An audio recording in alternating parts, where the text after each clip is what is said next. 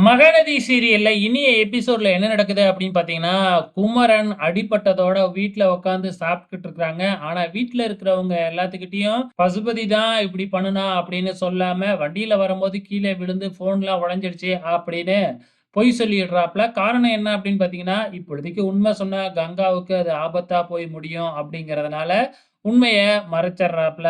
சாப்பிட்டுக்கிட்டு இருக்கும் பொழுதே வந்து குமரனுக்கு மீண்டும் ஒரு ஃபோன் வருது. ஸோ, அது ஃபோன்ல வந்து கடையில இருந்து தான் யாரோ ஃபோன் பண்ணியிருக்கிறாங்க. ஸோ, குமரன் வாங்கி பேசும்பொழுது, "நீ உடனடியா கடைக்கு வா" அப்படிங்கிற மாதிரியும் சொல்றாங்க. "உன் கடைய யாரோ அடிச்சு நொறுக்கியிருக்காங்க" அப்படின்னு சொல்லிடுறாங்க.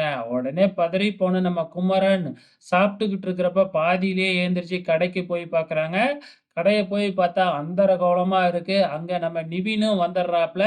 நிவின், குமரன் இவங்க 2 பேருக்குமே இது எல்லாமே பசுபதியோட வேல தான் அப்படிங்கிறது நல்லாவே புரிஞ்சிடுச்சு.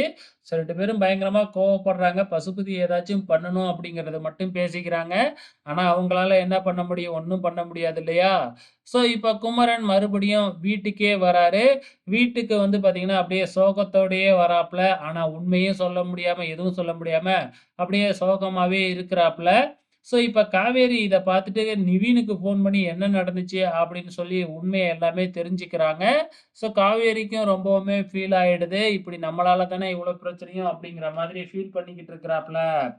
இப்ப நிவின் வந்து பார்த்தீங்கன்னா, காவேரி கிட்ட பேசிக்கிட்டு இருக்கிறத யமுனா பார்த்துட்டு மறுபடியும் சந்தேகப்பட ஆரம்பிக்கிறாங்க. இருந்தாலும் நிவின் சொல்லி பார்க்குறாப்ல. ஆனா இந்த முந்திரி கொட்டை யமுனா என்ன பண்ணி வைக்க போகுது அப்படின்னு தான் தெரியல.